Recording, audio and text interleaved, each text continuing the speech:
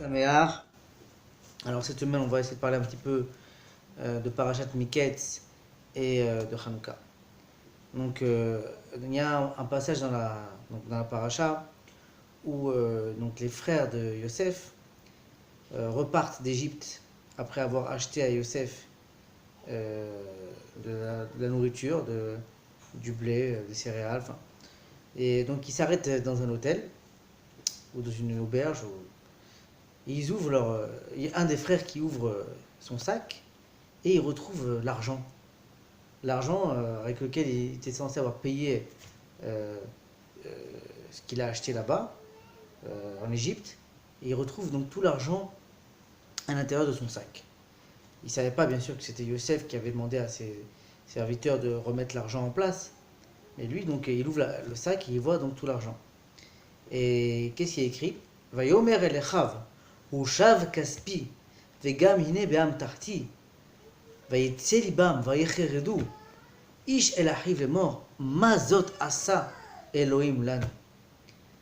Donc, en deux mots, il leur dit, regardez, l'argent est encore dans ma sacoche.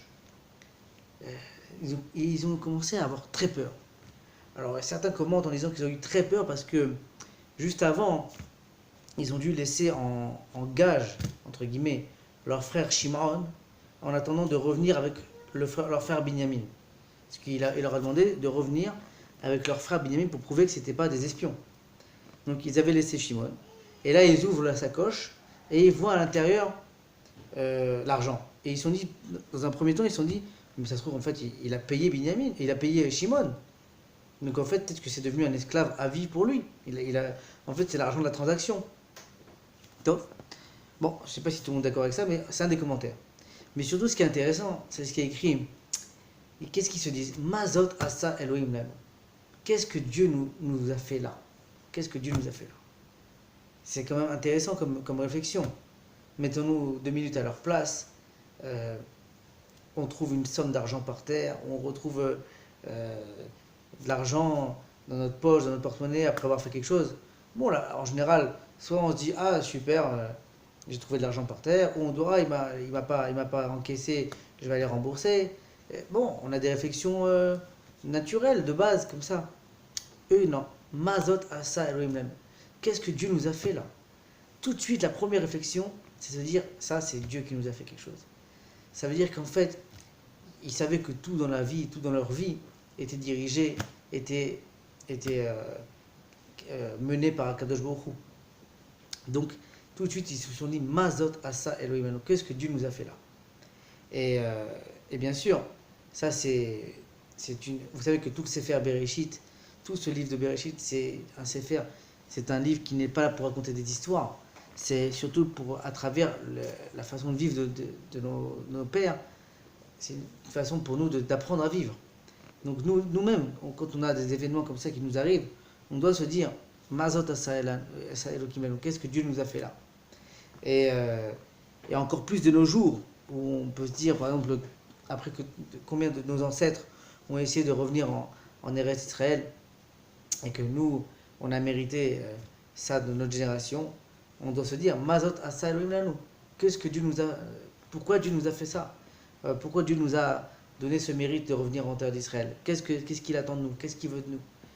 Et pareil, bien sûr, avec toute la politique, pourquoi l'UNESCO et maintenant l'ONU se permettent de dire que Yerushalayim n'est pas à nous, que le Kotel c'est quelque chose de conquis alors que c'est quelque chose qui a été libéré, de faire des absurdités historiques. Mazot asa Elohim lanu. Pourquoi Dieu nous fait ce genre d'événements? Quel est le message qu'on doit en tirer? Chacun est libre maintenant de l'interpréter à sa manière. Est-ce qu'on doit faire un cheshbon nefesh, on doit réfléchir sur nous-mêmes? Est-ce qu'on agit dans la bonne voie? Donc là, on voit donc dans cette paracha que les frères ont tout de suite vu la main d'Hachem dans ce qui leur arrivait. Et maintenant, le lien avec Hanouka, c'est pareil. Vous savez qu'en fait, la vraie mitzvah de Hanouka, c'est écrit dans la Gemara, dans Masechet Shabbat, c'est pas l'allumage des bougies. L'allumage des bougies, c'est Zecher Nes Pachashemen. C'est seulement en hommage, en souvenir du miracle de la fiole d'huile. Mais en fait, la vraie mitzvah, c'est le hodot ou l'allel, c'est de remercier Akadosh Baruch Hu. Et donc pourquoi on allume les bougies, Zecher, Zecher par Hashemen, c'est parce qu'en fait, qu'est-ce qu'ils ont fait une fois qu'ils avaient gagné la guerre, les Maccabim? Tout de suite qu'ils ont cherché s'il restait une fiole d'huile pure dans le Beth Amikdash.